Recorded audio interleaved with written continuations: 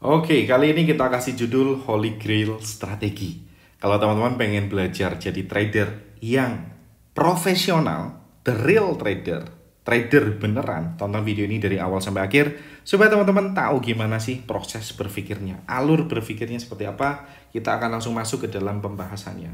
Nah, teman-teman, banyak orang merasa apa? Nggak terima saat mereka mengalami satu hal ini yang namanya apa? Loss. Kalau profit semua orang pasti mau, pasti pengen, pasti happy. Tapi kalau loss, bahkan kebanyakan orang ini berpikir bahwa kalau loss saya loss satu kali atau dua kali, mereka akan menganggap langsung tuh. Strategi yang mereka gunakan adalah strategi sampah, wajib mereka buang ke tempat sampah. Apakah pemikiran ini keliru?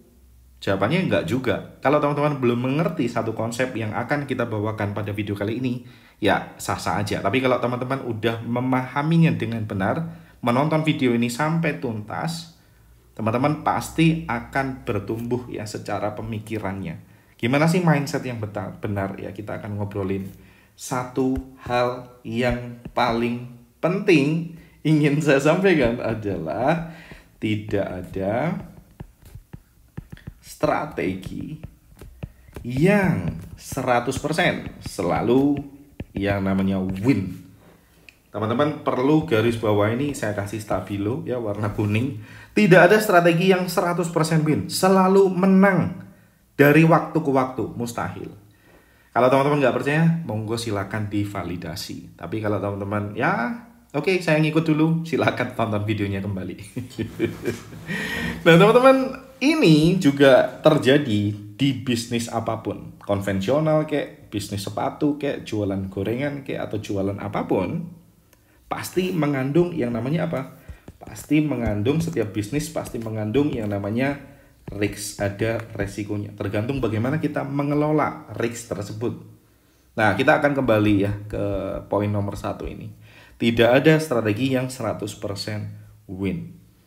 Biasanya kebanyakan orang belajar strategi A belum tuntas ya, misalkan cuma belajar setengahnya doang, dia langsung entry, transaksi pertama misalkan win, dia mulai percaya diri tuh, gokil nih, transaksi pertama aja saya entry langsung win, langsung deh saya gedein aja lah lotnya di transaksi yang kedua. Ternyata transaksi yang kedua terjadilah loss.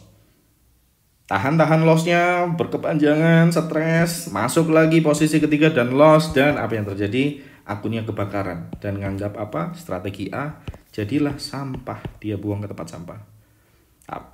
Padahal bisa jadi sebenarnya strategi A ini profitable, tapi dia tidak bisa melakukannya dengan benar, memanagenya dengan benar. Yang next akan kita bahas ya setelah ini. Apa yang terjadi? Dia akan berusaha mencari strategi B, strategi yang lain. Entry tuh transaksi pertama misalkan. Transaksi yang pertama dia akan happy banget karena win di sana. Transaksi kedua win. Wah, gokil. Transaksi ketiga win. Dia mulai koar-koar tuh. Dia mulai ngomong ke tetangganya, ke saudaranya, bapak ibunya, adik kakaknya. Ini loh saya punya strategi yang holy grail katanya. Nah, ternyata teman-teman, ternyata strategi di entry yang keempat ternyata loss. Makin mentalnya drop. Tadi kok win, sekarang kok loss ya? Waduh, apakah ada yang salah? Dia mulai tweaking, padahal nggak perlu. Dia entry lagi, ternyata loss lagi, entry lagi, loss lagi. Sama seperti strategi A yang dia lakukan sebelumnya. Ternyata strategi B sampah, nggak jadi saya pakai strategi B. Dan dia berusaha mencari strategi yang lain. Strategi C. Strategi C, loss. Wah, sampah lah. Saya ganti ke strategi D dan seterusnya. Gitu terus sampai kapan? Sampai tua. Sampai memutih rambutnya dan tidak ke mana-mana. Dan ini yang sering kali terjadi. Pola seperti ini kalau teman-teman amatin banyak banget dialami orang. Ini sekali lagi saya tidak ngeblame mereka, tapi saya ingin menceritakan apa yang sering terjadi. Hopefully kalau teman-teman mengalami satu hal ini, teman-teman sekarang udah tahu bahwa itu merupakan suatu hal yang sangat menyakitkan ya. Dan kalau teman-teman tahu ya segeralah keluar dari zona tersebut. Apa yang idealnya kita pikirkan sebagai seorang profesional trader? Profesional trader itu cuma yang dia tahu cuma satu hal ini. Satu hal itu adalah menjaga keseimbangan. Keseimbangan antara apa? Yang pertama, keseimbangan antara winning probability-nya. Yang kedua, menjaga keseimbangan resikonya. Yang ketiga, menjaga keseimbangan reward-nya. Winning probability itu apa? Ya win rate ya teman-teman. Win rate, win ratio. Winning rasionya idealnya berapa? Idealnya adalah cukup. Risk-nya berapa? Risk-nya cukup-cukup aja. Gak perlu gede, gak perlu kecil banget. Yang cukup, yang teman-teman nyaman. Reward-nya gimana? Reward-nya juga harus cukup. Nah, gimana menerapkan konsep yang satu ini? Let's say kita akan studi kasus ya. Kita punya 10 transaksi. Winning rasionya atau winning probability-nya let's say adalah 60%. Bagi sebagian orang 60%, aduh kecil banget, gimana bisa win tuh misalkan. Atau 40% deh kita cari contoh yang oke ya. 40% win rasionya. Artinya apa? 10 transaksi dia punya 4 win dan 6 loss. Apakah ini bisa win? Ya kan? Kita akan belum tentu ya, kita akan ngomongin komponen berikutnya yaitu risk. Risknya berapa? Per transaksi misalkan 0,5% atau 1% deh, gitu aja biar gampang hitungnya ya. Risknya adalah 1%. Kemudian rewardnya adalah kalau sekali teman-teman loss, teman-teman kehilangan 1%. Kalau teman-teman win, teman-teman mendapatkan 2%. Bisa nggak seperti itu? Bisa, selama teman-teman punya risk reward yang jelas ya, punya area, punya target profit yang ideal. Tentu target profit yang lebih jauh ketimbang resikonya. Setiap teman-teman trade ini bisa dicapai dengan sangat amat achievable ya. Bisa tercapai dengan sangat mudah bahkan saya bilang ya. Kalau teman-teman lihat nih skenarionya, winnya 40% artinya 4 win, 6 loss. Setiap loss teman-teman, lossnya berapa? Loss 1%. 1% berarti kali 6, berarti loss 6%. Kalau win teman-teman, winnya ini 4 kali ya teman-teman, 2 atau 2% ya. Dikali berapa? 4, artinya 8%. Kalau kita total ya teman-teman, bisa lihat 8% dikurangi 6% sama dengan profit nggak? Profit tuh teman-teman bisa lihat 2% dengan win ratio yang katanya orang rendah yang 40%. Ternyata bisa profit dengan apa? Dengan cara menjaga keseimbangan antara winning probability, risk, dan reward. Mas saya nggak sanggup tuh karena kayaknya kalau win rate-nya 40%, loss beruntungnya banyak. Bisa jadi benar. Teman-teman cari aja strategi yang mungkin lebih tinggi dari ini. Misalkan strategi yang 60%. Tadi udah sempat kita cari angkanya tapi belum kita ketemu contohnya ya. Win 60%. Teman-teman pakai risk-nya setiap kali teman-teman loss, risk-nya 1% seperti biasa. Setiap kali teman-teman win, saya nggak kuat nahan TP, oke. Win-nya selalu 1%, loss-nya 1%. 60% dari 10 transaksi artinya gimana? 6 win dan 4 loss. Tinggal kita kalikan. Win-nya 6 kali 1, 4 kali 1. Hasilnya gimana? 6 dikurangi, sorry ini saya salah nulis ya, 4 kali 1. 6 dikurangi 4 sama dengan 2%. Sama-sama untung tuh, dengan skenario yang berbeda. Kalau strategi yang teman-teman gunakan tidak mengizinkan teman-teman untuk punya win ratio yang 60%, sanggupnya di 40%, ini adalah RR yang ideal untuk teman-teman. 1/2. 1/2 itu maksudnya gimana? 1/2 ini adalah risk-nya ya. Ini risk-nya, kemudian ini reward-nya. 1/2. Kalau ini yang namanya yang bawah nih, teman-teman bisa lihat ya. Itu namanya berarti 1/1. Tugas kita cuma satu teman-teman, menjaga keseimbangan. Saya bisa TP lebih jauh. Misalkan, contoh ya teman-teman. Saya mau TP 1:5. Oke. Kita mau berarti kita akan catat win probability-nya berapa, kemudian risk-nya berapa, reward-nya berapa. Kita akan catat. Winning probability-nya misalkan saya akan pakai misalkan 30%. Aduh, kok rendah banget ya. Risk-nya berapa nih? Risk-nya kita samain deh 1%. Reward-nya karena saya pakai 1:5, berarti sekali win-nya berapa? 5%. 10 transaksi sama. Berarti teman-teman, dari win probability ini kita bisa lihat 3 kita win, 7 kita loss. Tinggal kita hitung. 3 win berarti 3 kali 5%. 7 loss, 7 kali 1%. Kita tinggal lihat 15% dikurangi 7 kali 1 sama dengan 7%. 15 kurangi 7 sama dengan 8%. Masih win tuh. Nah, balik lagi teman-teman. Tergantung style teman-teman. Kalau teman-teman pakai strategi yang punya win rate yang cukup tinggi, misalkan 70%, ya teman-teman tidak perlu, oke. Kalau ini saya catat ya. Kalau win rate teman-teman cukup tinggi, ya saya akan catat. Artinya tidak perlu RR yang tinggi. Kalau win rate strategi yang teman-teman gunakan cukup rendah, maka teman-teman perlu RR risk reward tadi yang tinggi. Tinggal teman-teman pilih sesuai dengan style teman-teman. Nah, kalau teman-teman sudah nyaman, sudah tahu keseimbangannya di mana, teman-teman pasti akan cuek aja tuh.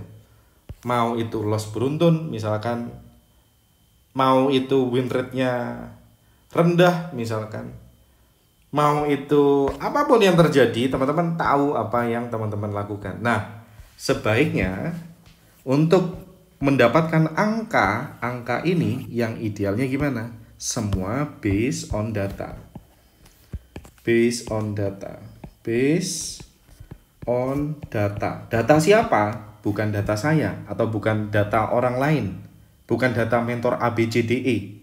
Tetapi based on data yang dirimu, yang sampean ini jalankan sendiri. Nah, kalau kita ngomongin alur belajar trading, kita lompat sedikit ya. Idealnya yang pertama, ini step nomor 1.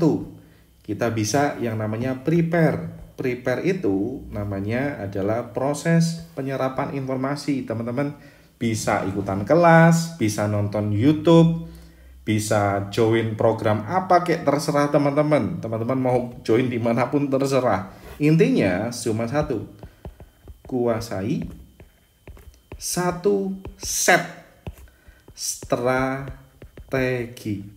Ini ya, ini saya kasih warna merah nih, stabilo merah. Kuasai satu set strategi. Sekali lagi, kuasai satu set strategi. Banyak orang soalnya mempelajari strategi ini tuh cuma ujungnya. Dia tahu caranya entry, tapi nggak tahu cara managingnya. Entry-nya oke, misalkan entry-nya oke, managing-nya nggak oke. Jadi intinya teman-teman harus tahu satu set strategi. Satu set strategi itu sebelum entry harus ngapain, setelah atau saat posisi kita udah masuk kita harus ngapain, setelah posisi kita keluar kita harus ngapain. Itu adalah yang namanya satu set strategi. Kalau bisa strateginya yang semekanikal mungkin sehingga kita mudah mendatangnya. Step nomor 2 adalah P juga, practice. Kita perlu latihan. Kita perlu yang namanya konversi. Yang kedua adalah convert ya, convert knowledge atau informasi yang teman-teman dapetin di step pertama ini ya teman-teman. Convert knowledge jadi yang namanya skill. Nah, ini beda banget ya, perlu saya sampaikan juga, ini juga penting. Saat teman-teman melakukan proses belajar, ikutan kelas siapapun, nonton di YouTube, nonton di sosial media apapun, itu namanya proses penyerapan informasi. Informasi akan berubah menjadi ini. Informasi akan berubah menjadi knowledge. Tapi knowledge tidak bisa berubah menjadi skill secara otomatis. Apa yang perlu kita lakukan yaitu latihan. Kita bisa banyak latihan, journaling, kumpulin data, dan seterusnya di sini. Nah, kalau kita ngomongin tadi sebelumnya, ini nyambung. Oke. Convert knowledge jadi skill. Setelah teman-teman punya datanya, teman-teman bisa baca datanya, teman-teman masuk ke P berikutnya, step 3. Perform. Habis yang pertama namanya habis praktis ya. Terakhir perform. Yang pertama tadi apa? Yang P-nya adalah prepare. Saya lupa. Prepare, practice, perform. Step nomor 3 saya catat di sini, perform. Selalu yang namanya di sini adalah penting evaluasi. Evaluasi balik lagi based on data. Semua hal yang kita lakukan di sini based on data. Saat teman-teman mengikuti kelasnya, jangan langsung percaya, selalu validasi. Selalu validasi. Percaya hanya saat kita melihat A itu benar-benar A, B itu benar-benar B, C itu benar-benar B. Kalau teman-teman udah melihat dengan mata kepala teman-teman sendiri berdasarkan data, teman-teman secara otomatis confidence-nya naik. Confidence-nya otomatis naik. Dan teman-teman disinilah saatnya teman-teman dinyatakan atau lulus ya sebagai trader yang benar-benar trader. Trader yang benar-benar trader tuh seperti apa? Ya mindsetnya seperti yang kita bahas tadi. Teman-teman tidak mudah percaya sama orang siapapun hanya berdasarkan data. Ya mirip kan sama kayak bisnis yang lain. Bisnis apa yang nggak pakai data? Teman-teman bisa sebutin. Kalau bisnisnya ngawur ya nggak pakai data. Kalau bisnisnya terstruktur dengan benar ya semuanya based on data. Mau campaign harus baca data, mau bikin promo harus baca data, dan seterusnya. Ini stepnya kalau teman-teman pengen jadi profesional trader. Saya akan recap ya. Dan ya ini perlu teman-teman hindari. Ini saya akan recap. Jangan mau menuju lingkaran setan ini. Teman-teman tugasnya cuma satu, yaitu menjaga keseimbangan. Nggak perlu win rate yang terlalu tinggi, cukup aja. Nggak perlu risk yang terlalu gimana-gimana, cukup aja. Teman-teman sepakati. Rewardnya yang gimana-gimana, nggak perlu teman-teman. Secukupnya. Kalau teman-teman mau RR yang tinggi, boleh. Rendah juga boleh, disesuaikan aja. Diseimbangkan semuanya. Kemudian berikutnya apa lagi ya? Ya ini ya, contoh yang lain. Ya ini ya teman-teman, catatannya. Kalau win rate tinggi, nggak perlu RR yang tinggi. Kalau win rate cukup rendah, ya teman-teman, atau rendah, perlu RR yang tinggi. Cuma gitu aja teman-teman, gak ada yang lain. Dan semuanya apa yang teman-teman lakukan semuanya based on data. Ini perlu saya pertegas, based on data, berdasarkan data. Setiap keputusan kita berdasarkan data. Dan kalau teman-teman ngomongin gimana sih cara belajar trading yang benar, ini adalah alurnya. Prepare, practice, dan perform. Kuasai satu set strategi, validasi informasi yang teman-teman sampaikan saat praktis di sini, convert knowledge jadi skill, kemudian perform. Saatnya teman-teman action. Saat teman-teman action harus yang namanya evaluasi. Dengan begitu secara tidak langsung confidence-nya akan otomatis meningkat. Dan teman-teman karena apa? Ya semuanya based on data. Teman-teman tahu apa yang teman-teman kerjakan. Banyak orang tidak tahu apa yang dia kerjakan. So gitu aja teman-teman. Kita belajar bareng ya terus-terus. Saya pun hingga saat ini juga terus dan selalu belajar barengan sama teman-teman. Saya pun juga belajar. So, saya bukan dengan saya sharing seperti ini, saya bukan bermaksud untuk menggurui teman-teman, bukan bermaksud untuk menyombongkan apapun. Sekali lagi saya share apa yang saya tahu. Saya pun juga student, saya masih belajar dan terus belajar. Hopefully kita bisa terus bertumbuh bareng-bareng di Jaripedia. Saya Dani Indrawan Pratama undur diri. sehat selalu buat kita semua. Sukses selalu dan happy terus ya. Bye-bye teman-teman. Ciao.